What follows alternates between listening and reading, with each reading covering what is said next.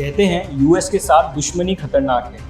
आप दोस्ती करके देखिए, आपको दुश्मनी बेहतर लगेगी। आगे बढ़ने से पहले देखते हैं मोदी जी का दिया गया ये बयान।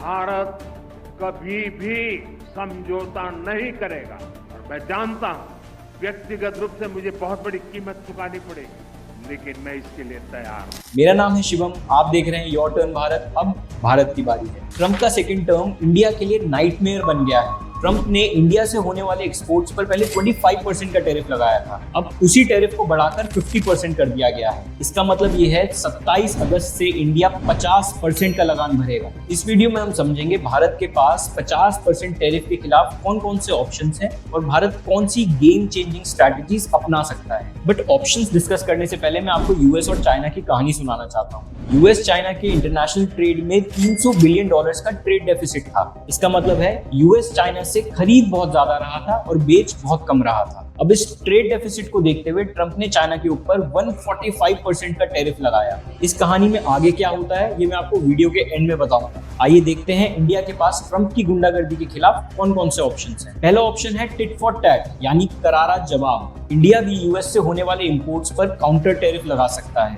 इसमें India Harley Davidson bikes, Apple products और एलिमेंट्स के ऊपर टैरिफ बढ़ा सकता है, क्योंकि ट्रंप को चोट तब लगेगी जब उसके वोट बैंक को चोट लगेगी। अब इसमें एक और बहुत इंपॉर्टेंट बात है, भारत दुनिया का सबसे बड़ा डिफेंस टेक्नोलॉजी का बायर है और यूएस चाहता है भारत उससे F-35 जेट्स और बाकी की टेक्नोलॉजी खरीदे। और अगर भारत क्लियरली यूएस को मना कर दे कि वो उससे कोई भी डिफेंस टेक्नोलॉजी नहीं खरीदना चाहता, तो वो भी यूएस की इकोनॉमी पे बहुत बड़ी चोट होगी। ऑप्शन 2, WTO में कंप्लेंट। इंडिया इस डिसीजन के खिलाफ जाके WTO में कंप्लेंट भी कर सकता है, क्योंकि WTO ट्रेड रूल्स के मुताबिक यूनिलैटरल टैरिफ्स लगाना बिल्कुल मना है। बट ये ऑप्शन थोड़ा इम्प्रैक्टिकल है, क्योंकि ये टाइम टेकिंग प्रोसेस है और अभी इंडिया के पास टाइम नहीं है। ऑप्शन 3, ट्रेड डाइवर्सिफिकेशन, मतलब नए दोस्त नए बाजार। इंडिया को अपनी एक्सपोर्ट डेस्टिनेशंस को डाइवर्सिफाई करना चाहिए, क्योंकि अब यूएस पे डिपेंड करना बिल्कुल भी स्ट्रैटेजिक नहीं है। इंडिया को European union, Japan, Latin America, Africa जैसे बड़े मार्केट्स पर फोकस करना चाहिए, क्योंकि यही समय है make in India for the world को सच बनाने का। Option 4, local manufacturing. जब ज्यादातर गुड्स इंडिया में ही मैन्युफैक्चर होंगे तो इंपोर्ट्स अपने आप कम हो जाएंगे। बट इसमें बहुत जरूरी है इंडिया अपनी मैन्युफैक्चरिंग की क्वालिटी पे बहुत फोकस करे। इसमें सबसे अच्छा एग्जांपल है जापान का, कि जब आपकी क्वालिटी इंप्रूव होती है तो एक्सपोर्ट्स अपने आप बढ़ते हैं और इंपोर्ट्स कम हो जाते हैं। ऑप्शन 5, ये सबसे मुश्किल और सबसे असरदार तरीका है यूएस के ऊपर प्रेशर बनाने का, और ये सबसे जल्दी रिजल्ट्स देगा। इंडिया, रशिया और चाइना के साथ एक अलायंस बनाने की कोशिश कर सकता है। इंडिया, रशिया, चाइना यूएस के बाद सबसे बड़ी सुपर पावर्स हैं, और इन सब के साथ आने से एकदम से पावर शिफ्ट हो जाएगा यूएस से इनकी तरफ। अब कुछ लोग इसमें कहेंगे कि चाइना तो इंडिया का दुश्मन है, तो मैं क्लियरली बता दूं, जियोपॉलिटिक्स में कोई किसी का दुश्मन नहीं होता और कोई किसी का दोस्त नहीं होता। सब अपने मतलब के यार होते हैं। And we firmly believe there is no greater interest than national interest। अभी ये इंडिया की जरूरत है कि इंडिया चाइना के साथ एक कॉपरेशन बनाए, जहां रशिया ऑलरेडी इंडिया का ऑल वेदर फ्रेंड है। इंडिया को चाइना के साथ अपने आउटस्टैंडिंग इश्यूज को थोड़े टाइम के लिए साइड में रख देना चाहिए। कोशिश करनी चाहिए तीनों का एक अलायंस बनाकर यूएस पे काउंटर प्रेशर बनाने की। जहां चाइना ने आज तक इंडिया की सही बात पे भी कभी इंडिया को सपोर्ट नहीं किया, वहीं चाइना के फॉरेन मिनिस्ट्री के स्पोक्स पर्सन की एक ऑफिशियल स्टेटमेंट आई है,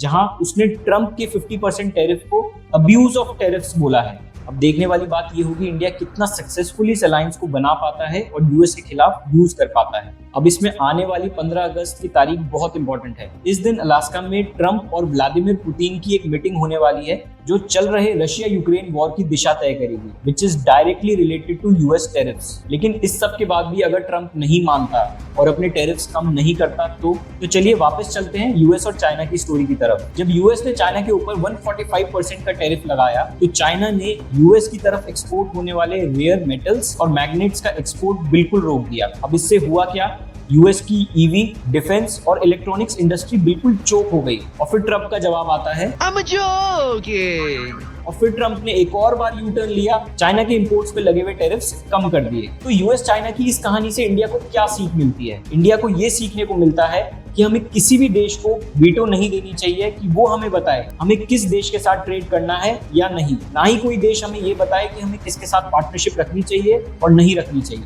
आपको क्या लगता है, इंडिया को यूएस के प्रेशर के सामने झुक जाना चाहिए या यूएस को एक करारा जवाब देना चाहिए? अगर आपको लगता है करारा जवाब देना चाहिए तो कमेंट में जरूर लिखिएगा करारा जवाब। अगर आपको ये वीडियो पसंद आया हो तो इस वीडियो को अपने दोस्तों के साथ जरूर शेयर कीजिएगा और इस वीडियो को लाइक कीजिएगा, चैनल को सब्सक्राइब कीजिएगा। आप देख रहे थे योर टर्न भारत, अब भारत की बारी है।